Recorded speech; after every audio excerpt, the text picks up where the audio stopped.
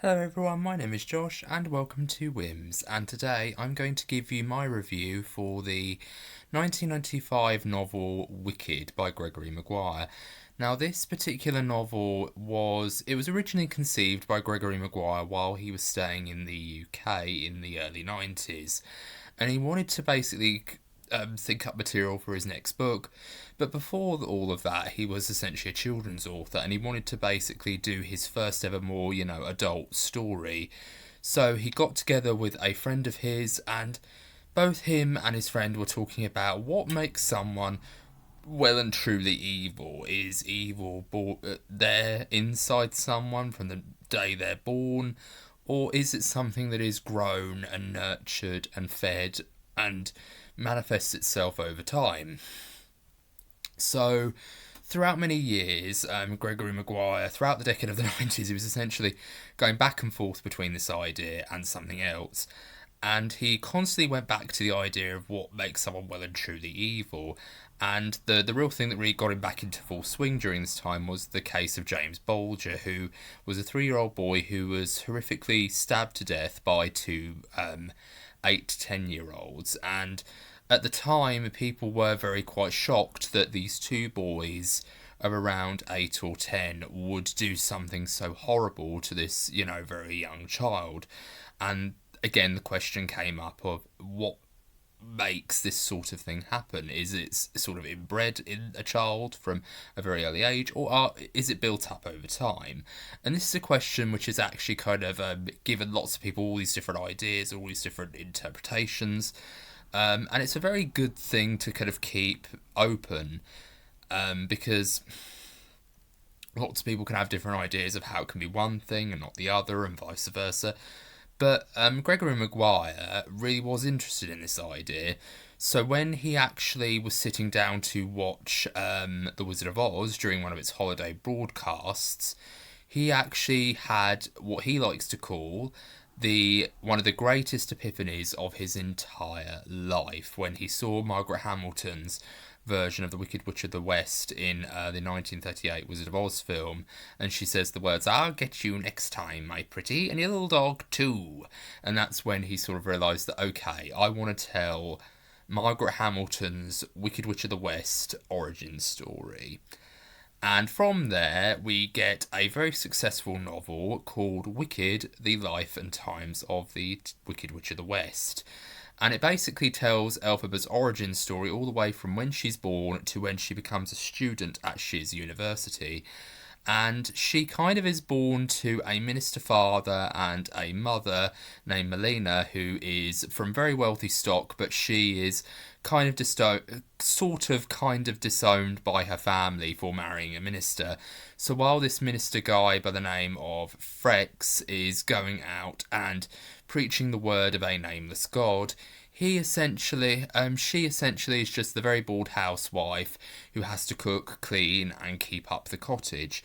So while she is out one day, she is surprised to find that a quadling comes to her door, and she's actually very surprised to see him, and she's very happy to see him because she wants male company, she wants a little bit of attention, she wants a little bit of affection. So she ends up flirting with this guy who doesn't really speak very good English, and if it is English, it's sort of like a broken English.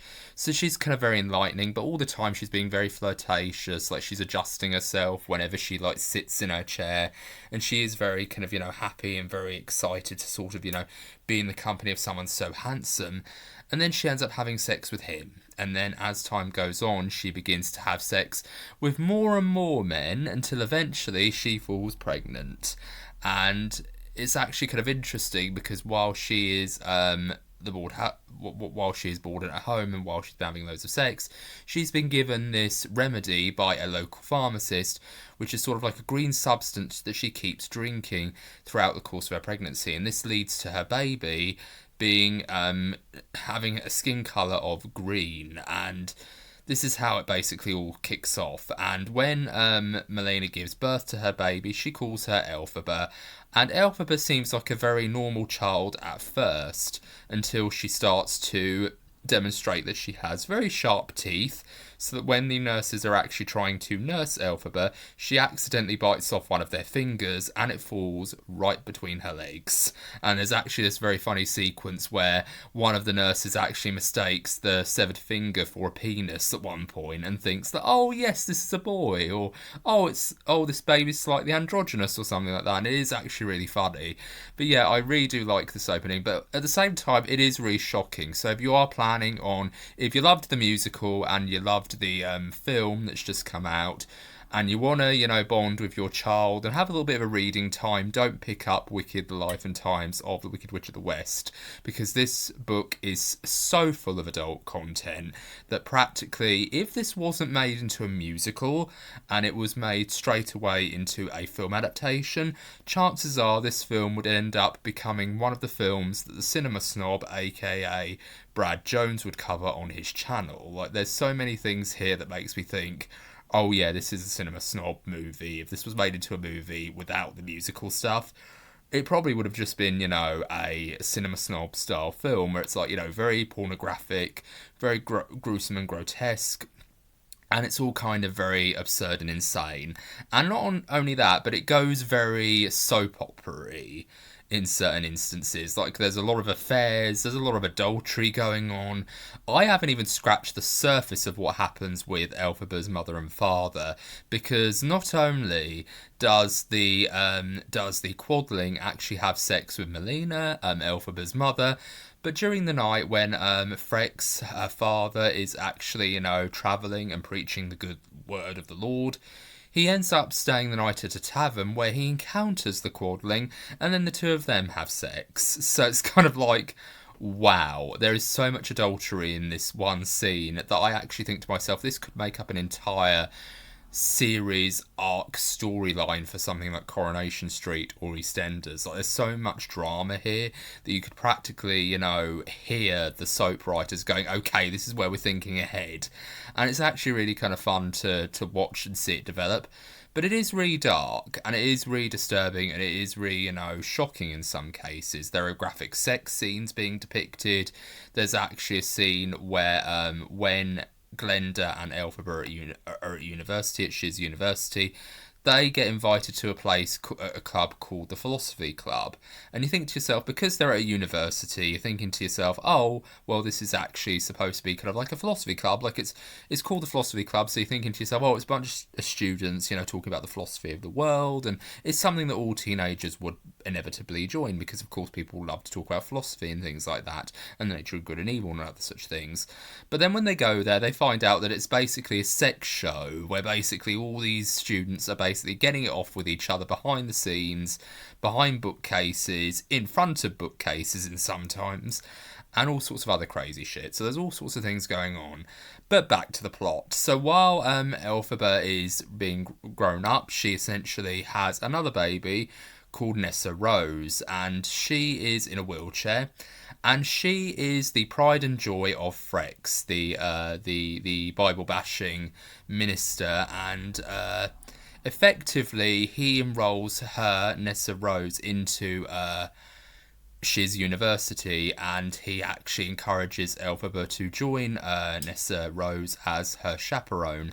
But when she actually demonstrates through intense high emotions of stress that she can perform magic, this catches the eye of the somewhat deputy head or head teacher, Madame Morrible, who is a student in the magic arts, and she thinks that Elphaba has something special about her. So during this time, another student by the name of Galinda, spelt Galinda, and this particular character is a bit flighty. She's kind of depicted as a bit of a mean girl type character, kind of like a Regina George type. She's very popular, she's very likeable, she's well liked by a lot of people, and a lot of people either love her or want to be with her or want to be her. And she basically wants to get into the good graces because she wants to be a sorceress. So she wants to get into the good graces of Madame Morrible, but Madame Morrible couldn't care less about Galinda. So while she is essentially trying to get into philosophy, into sorcery school or into the sorcery department, she agrees to do anything that Madame Morrible says, which includes boarding with her new roommate, Elphaba. So as things go, it's pretty much, all standard, as the musical with a couple of songs thrown in. But in this case, there's no songs, so there's a lot of other stuff going on. But what's very interesting is that this particular friendship does start to bloom. And in the book, there is a subplot where a teacher who is a goat starts to get very paranoid about, being at the school and being one of the very few members of the teaching faculty who are actually animals that talk. There's a lot of politics about the relationship between humans and animals, and especially talking animals in Oz, and they're kind of like an outdated model. So this teacher, during assembly, there's a scene where there's an assembly going on and Madame Morrible is reciting a poem, and if you know the musical and if you know the film, it basically ends with something, we don't want anything quite absurd. Goats should be seen and not heard. And if you have seen the musical or if you've seen the film, this is shown on a chalkboard. If the goat actually flips it over and it actually is read in sort of like red writing, goats should be seen and not heard. Whereas in the book, this happens during assembly. So this is something that Madame Morrible has quite openly stated during the assembly, that she doesn't like talking animals. And this actually puts this teacher on edge, and he is actually trying to gather research about what the history between talking animals in Oz is, and how humans and talking animals aren't all that different. So he takes quite a shine to Elphaba, and Elphaba becomes one of his closest allies, and she actually helps him with a lot of the research. However, this character ends up dying. He gets his throat cut. Whereas in the original Broadway musical, he ends up just being taken away by the Emerald City Guards. And in the Broadway show, this happens as well, and in the film. But in the book, he ends up getting his throat cut. So Elphaba, for a good portion of the story, she wants to get this research to the Emerald City.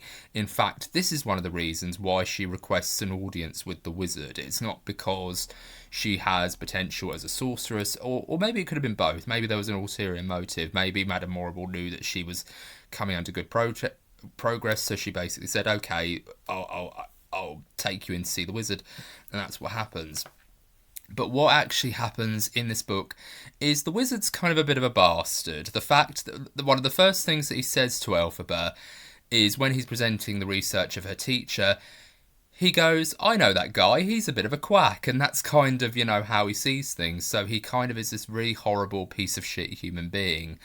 And when she reads from an ancient book called the Grimmere, she ends up being able to, and what I want to say as well is that she ends up becoming a sort of like a rescuer of these monkey guards who turn out to be the flying monkeys, because when she reads from the Grimmere, she ends up, creating, giving them their wings, and she ends up taking them with her to her castle.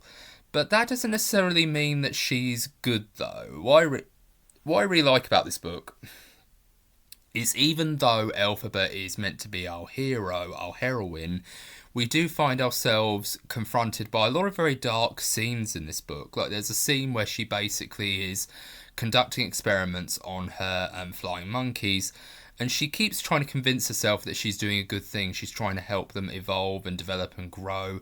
But in reality, she's conducting all these very weird experiments on them.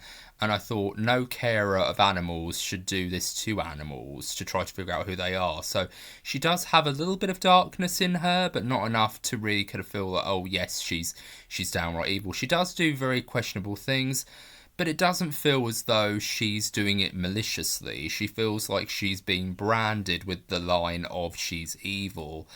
But what I really like is that you really do see the humanity in her as well. You really do see that she does care for animals. She cares for her, goat teacher.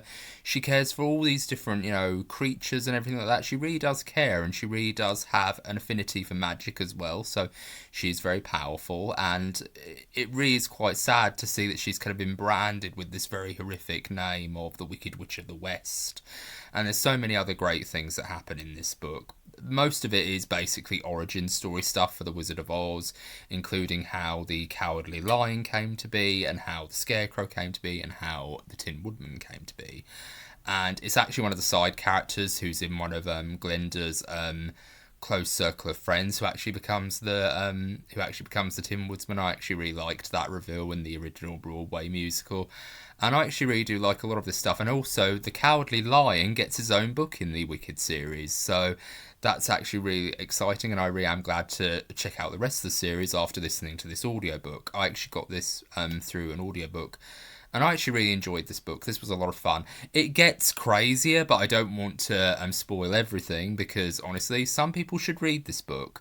But I feel like it's a very good piece of storytelling. Gregory Maguire is a really amazing writer, and I'm so glad he was able to write this book, and he was able to write it the way he wanted it written. And I like the fact that he was able to give a much more darker version of the Emerald City, because when we look at Oz, we always look at Oz as this very magical place. Our fundamental idea of the Land of Oz is through the Judy Garland, Margaret Hamilton and Victor Fleming directed film version. But in reality, Oz is actually a very dark place. Oz is a place where, even though it may look nice and colourful, it's actually got a lot of issues. Like, there's bigotry towards talking animals, there's bigotry towards anybody who looks different or feels different. So it does feel like it's trying to reflect society, in the sense that even though it looks like a nice place and very ideal place to be, and very magical and very whimsical, interesting choice of words,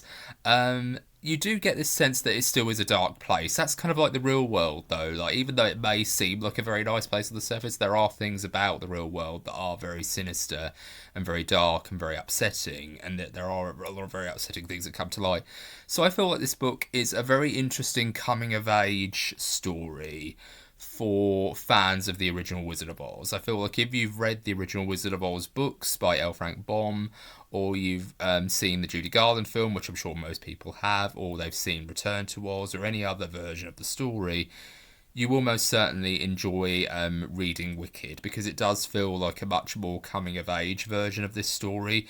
It kind of feels like, and I hate to throw this comparison to Wicked, because I feel like Wicked is a tiny little bit better than this. It kind of reminds me a bit, but then again, I also really love this show as well. It reminds me a bit of Riverdale, where it kind of takes these very light-hearted, very familiar characters like Archie Andrews and Betty Cooper and Veronica Lodge and all these other characters, Kevin Keller and Jughead, and basically putting them in this very dark, very hyper-realistic and very almost like murder mystery, murder noir type thing. And it feels very weird that Wicked kind of feels like that, or the book does at least, and it does feel like it is trying to explore much more darker issues about humanity, like the dark heart of humanity, and it really is well done. And I really just think this book is incredible. So if you can check out a copy of it, I would recommend listening to the audiobook version, because it's actually done by a YouTuber called Clean Up Line Cats, and it basically is the first two books. It's Wicked, The Life and Times of the Wicked Witch of the West, and it's also the sequel, Son of a Witch, which is actually really good as well. So I'd recommend reading both. They're all really good. But if you can get a physical copy, there is actually a very beautiful 25th anniversary edition with a very dark cover which sort of like has the witch's face on it, but then of course it's like a very dark cover. It's like hard cover with no sleeves or no dust cover.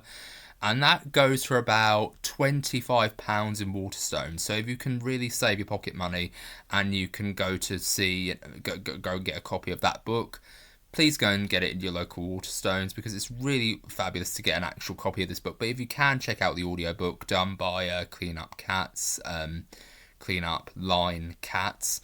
I would highly recommend it. It's called The Wicked Years, and it has Wicked, The Life and Times of the Wicked Witch of the West, and Son of a Witch. So if you can get that audiobook, it would be really wonderful. It's on YouTube, so you can get that completely for free. And if you want to get the physical copy, please get that 25th anniversary edition. Both versions are really good. If you want to actually physically read the book, go and get the 25th anniversary edition. And if you want to listen to the audiobook, go to that link. On YouTube, but it's a really good book. I would highly recommend it. I definitely really enjoyed it. It did feel a bit soap opera in some places, but I love me a good soap opera. I love me a good Coronation Street or a good bit of EastEnders, and I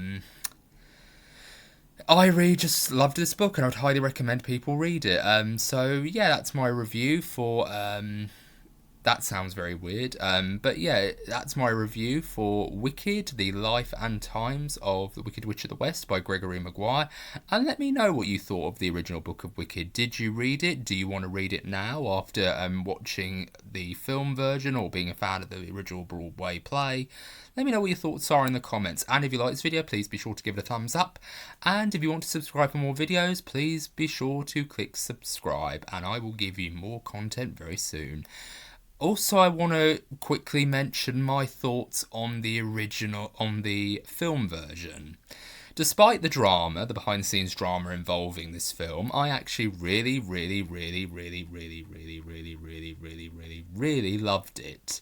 It was a fabulous movie. I went to go and see it a couple of Saturdays back, and I had just had my 30th birthday. So when this film was coming out, it was actually literally a couple of days after my birthday, and I actually was very happy.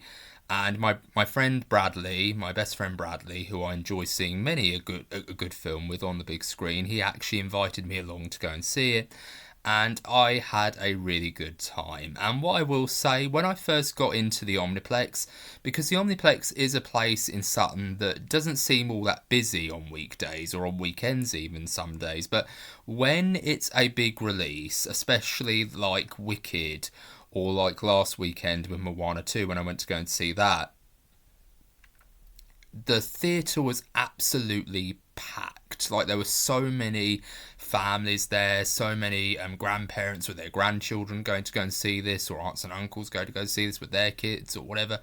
But I just found myself going, my God, this is so busy. I've never seen the Omniplex this busy. And when I went into the screening to go and see the film, I only missed about 15 minutes of the film, but I did actually really get into it very quickly. It just started when the song The Wizard and I, sung by Elphaba, played by the wonderful Cynthia Erivo, and I just really loved it. I thought it was really incredible, and I felt like even though the drama with Cynthia Erivo not liking the original poster drama stuff was really douchebaggery, I found myself going, I still think Cynthia Erivo was very talented, and I felt like she did a very good job in playing the role of Elphaba and earning her place as this actress who wanted to play this role.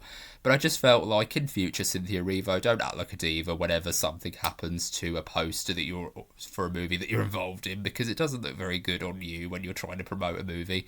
But yeah, it's one of those things where I found myself going, okay, despite the drama and despite all the other things that were going on, like the fact that, Ariana Grande was potentially ruining her marriage by hooking up with one of the cast members during the making of the film, it was actually a really good film. I really enjoyed it. I had a good time, and I was one of those people who, whenever a song came on, I was mouthing the words to the songs. I was that much of a fan of the original musical and, of course, this movie. So I had a really good time.